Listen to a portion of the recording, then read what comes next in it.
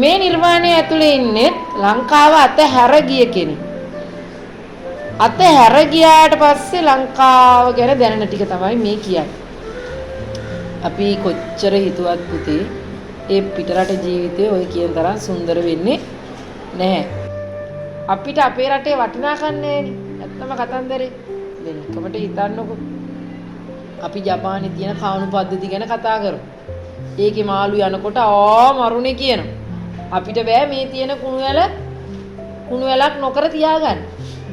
බෑන් පුළුවන්ද? ඕක අපි රජයට කෑ ගහනවා පුතේ මේවා සුද්ධ කරන්නේ අර සුද්ධ කරන්න ඕනේ විනාශ කරන්න නැතුව හිටියාම ඉවරයි. අමුතුවෙන් මොකටද සුද්ධ කරන්නේ? අල්ලට කුණු නොදා හිටියනම් ඉවරයි.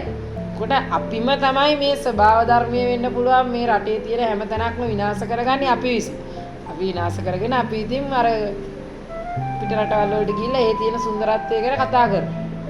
හරිද? හැබැයි මේ රටේ තියෙන වටිනාකම එහෙට ගිහින් බලන්න ඕනේ කොච්චරක්ද කියලා දැනෙන්න නම් එහෙට යන්න ඕනේ.